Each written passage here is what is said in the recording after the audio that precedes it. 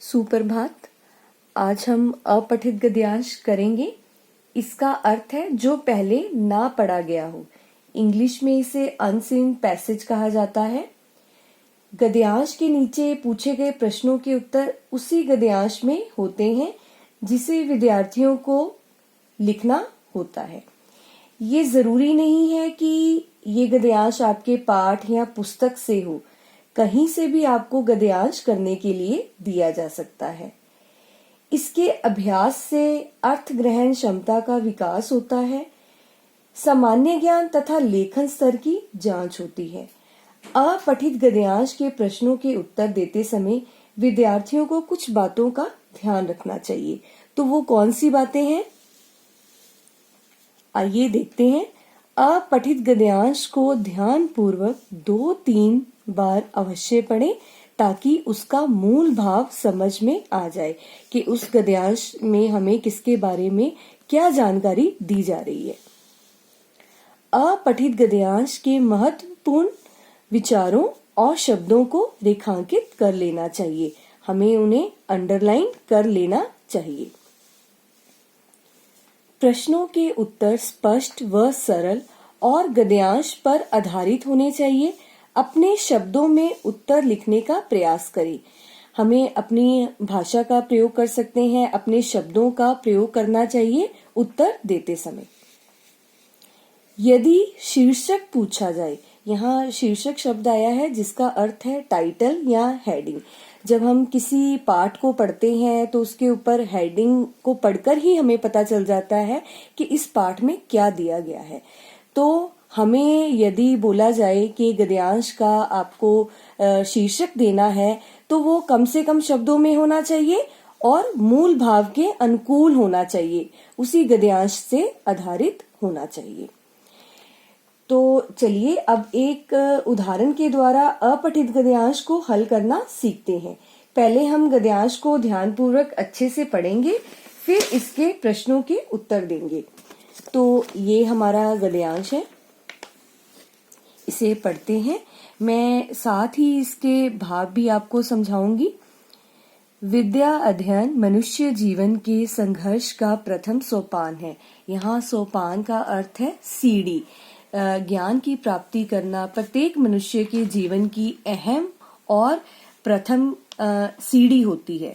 इसी काल में इसके मस्तिष्क रूपी सलेट पर जो लिख दिया, जो दिमाग में जो हम इस समय सीख लेते हैं, वह जीवन पर्यंत नहीं मिट सकता, वह उम्र भर हमारे साथ रहता है। अतः मानव जीवन की पूर्ण सफलता जीवन पर ही, विद्यार्थी जीवन पर ही निर्भर रहती है कि जो पूरा मानव का जीवन है उसकी सफलता किस पर निर्भर रहती है, इसी समय विद्यार्थी जीवन पर ही निर्भर रहती है। यही वह समय होता है जिसकी नींव पर भावी जीवन की भव्य इमारत खड़ी करनी होती है। भव्य का यहाँ अर्थ है सुंदर, कि यही वह समय होता है कि जहाँ पर एक इमारत की मजबूती उसकी नींव पर टिकी होती है। उसी प्रकार मानव जीवन की सफलता उसके विद्यार्थी जीवन पर टिकी होती है। विद्यार्थी देश के भावी कर्णधार हैं। जो देश का भविष्य है वो किसके हाथों में होता है? हमारे विद्यार्थियों के हाथों में होता है। तो विद्यार्थी देश का भविष्य है। अतः प्रत्येक विद्यार्थी का यह कर्तव्य है कि भारतीय संस्कृति के अनुरूप उन जीवन मूल्यों को अपनाएं जिन पर जीवन की सफलता या असफलता टिकी होती है। तो प्रत्येक विद्यार्थी का ये कर्तव्य होता है कि हमारी भारतीय संस्कृति में दिए गए जीवन मूल्यों को अपने जीवन में हमें अपनाना चाहिए, तभी हम सफलता की ऊंचाइयों को छू सकते हैं। इन्हीं जीवन मूल्यों से चरित्र का विकास होता है। अब यहाँ चरित्र शब्द आया है, तो चरित्र का अर्थ है यहाँ पर कि कैरेक्टर। इसी से हमारा जो चरित्र है, जीवन मूल्यों को अपनाकर ही हम अपने चरित्र को और अच्छा कर सकते हैं। उत्तम चरित्र के बिना, उत्तम चरित्र किसे कहा गया है? यदि व्यक्ति चरित्रवान होगा तो उसकी गुणों को ग्रहण करने की शक्ति बढ़ जाती है। सेवा, दया, परोपकार, त्याग, अनुशासन और शिष्टाचार उत्तम चरित्र के अभिन्न अंग हैं। उत्तम चरित्र के बिना, यदि विद्यार्थी का जीवन इसके उत्तम चरित्र के बिना होगा तो वो उसी प्रकार है जैसे सुगंध के बिना पुष्प। सुगंध खुशबू और पुष्प किसे कहा गया? फूल को। फूल जो है उसकी शोभा, उसकी महक होती है, उसकी खुशबू होती है। उसी प्रकार विद्यार्थी की के जीवन में जो उत्तम चरित्र है वो उसकी शोभा को और बढ़ाते हैं। तो ये हमारा गद्यांश था। अब हम इसके प्रश्न उत्तर हल करते हैं। मैंने इस गद्यांश को केवल एक बार पढ़ा है, लेकिन आपने गद्यांश को तब तक पढ़ना है जब तक कि आपको इसका भाव समझ में ना आ जाए। मानव जीवन की पूर्ण सफलता किस पर निर्भर रहती है? तो यहाँ हमने पढ़ा है कि मानव जीवन की सफलता विद्यार्थी जीवन पर ही निर्भर रहती है। तो हम इसका उत्तर अपने शब्दों में देंगे।